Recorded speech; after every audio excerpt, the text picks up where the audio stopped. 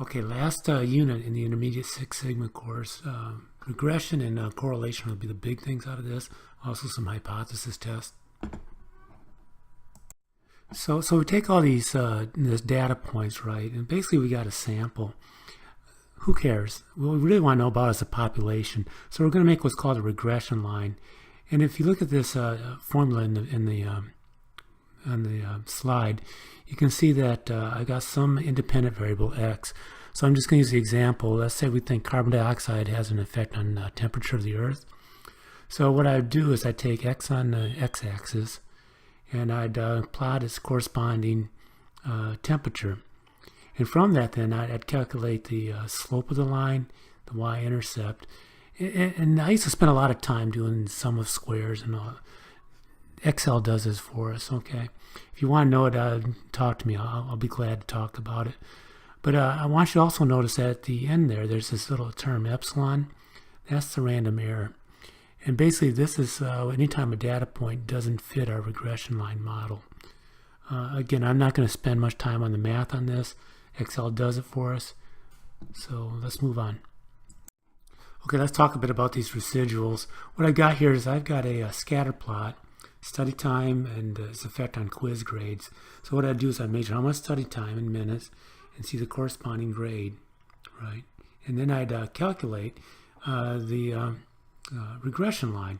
If you look on this scatter plot, you see that y is equal to 0.91x plus 57.49. That's my regression line. That r is actually the correlation. So we got 76.8% correlation. Now, if we talk about the residuals, what I'm talking about is the difference between the blue dots, the actual data, to what I would predict. Okay. Back in the old days, we used to spend a lot of time on this. We look at that distance, and we plot that, make sure that it is random. Very important that we have random. But with Excel, the correlation's not exactly the same, but it's very close. I've never been burned on this. If you do SBC, you should be able to assure that it's random before it even goes into this chart. Okay, let's talk about correlation a bit. I've posted the equation here, and no, we're not going to do that. That's just a big bookkeeping mess. But what I want you to do is look at the concept. Coefficient varies from -1 to 1. -1 would be a strong negative correlation like you see in B. +1 would be a strong positive correlation like in A. 0 means there's absolutely no correlation, kind of like you can see in E. But be careful, right? There could be a relationship. Look at the figure F. There's a relationship. It's just not linear. So again, we're not going to do this. Excel or Minitab will do it for us. If you want to try it, feel free. But no, I stopped doing these a long time ago. So if we take the Pearson correlation coefficient, that's what that R is, and we square it, that'll tell us how much of our variation that we're seeing, in this case quiz grade, can be explained by study time.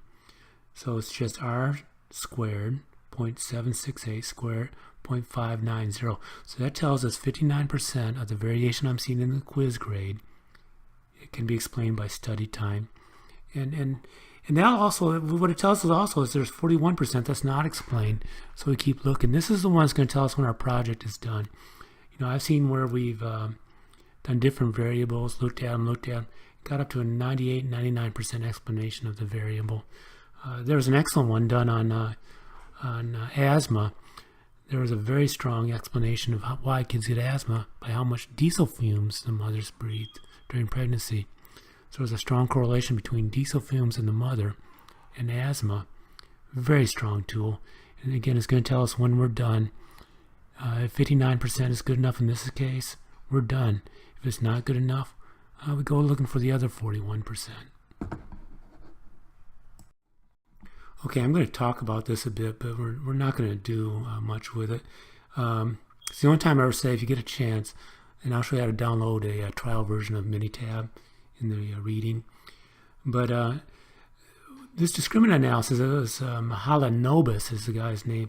He wanted to know if the 1930s, if there was a different set of variables that go into an Indian marriage versus a European marriage.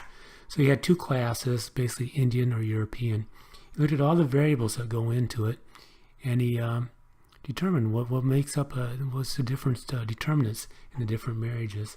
In the table down here, we've got fruits and vegetables.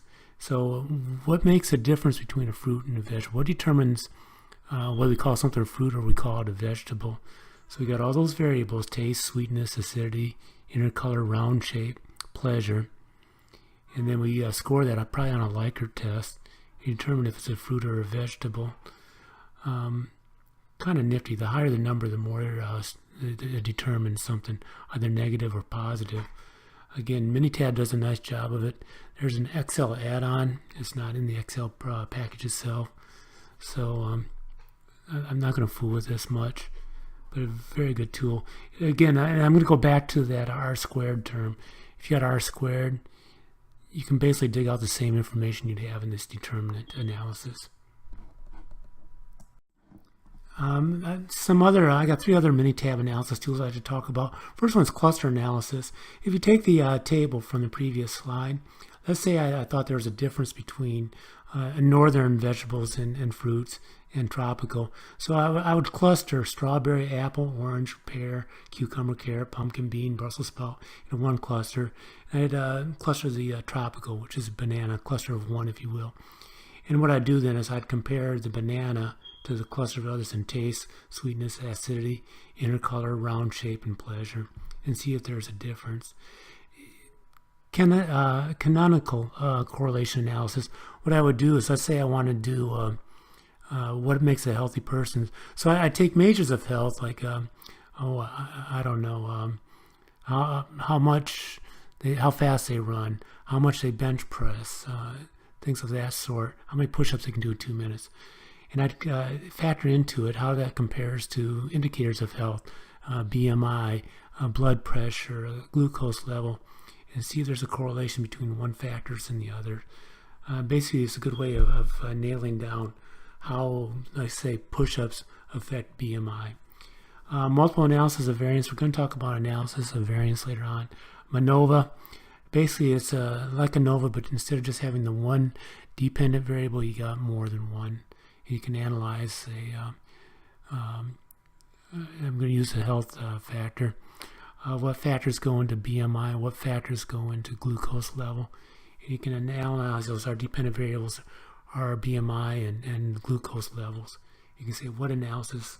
You do the analysis and compare what affects that. Okay, these are the different types of tests we're going to do. Should be a review of your green belt. Pretty much. First type Z-test, that's that norm dis thing. Remember that thing on this thing? T-test, there's one if you got like the population average and mean, you compare a sample to that. The other is the two mean equal, that's where you got the two different samples and compare it to each other. The paired T-test, let's say I wanted to compare like how much fruit comes off a tree from this year from last year. Same tree, so I'll pair it up on the tree. That's what that means. Chi-squared, that's again, you got the type where you have the a sample compared to some population average and means that you always knew. Again, we're comparing the observed versus the expected. And you got the chi-squared where you got the observed versus expected for two different samples. And the F statistic, we won't use that directly, but you'll see it embedded in the ANOVA. You try to figure out where the variation's coming from. Okay, we're going to end this unit with this slide here. There are types of errors. Anytime you're dealing with probability, you're never 100% sure. So what we're going to do is we're going to do these hypothesis tests, and we're going to do one of two things. We're going to reject the null hypothesis, or we fail to reject the null hypothesis. And again, I'm going to avoid the word accept the null hypothesis, because you can't accept it because you're never 100% sure. So we fail to reject the null hypothesis. So let's say we do our test statistic, and based on that then we decide we're going to fail to reject the null hypothesis. And let's say in reality that there actually is the null hypothesis is true. There is no difference. Then we made the correct decision.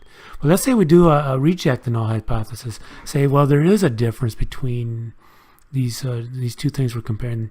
So, but in reality, there is no difference. Then we made what's called a type 1 error, or an alpha type error, an alpha risk. We made the wrong call.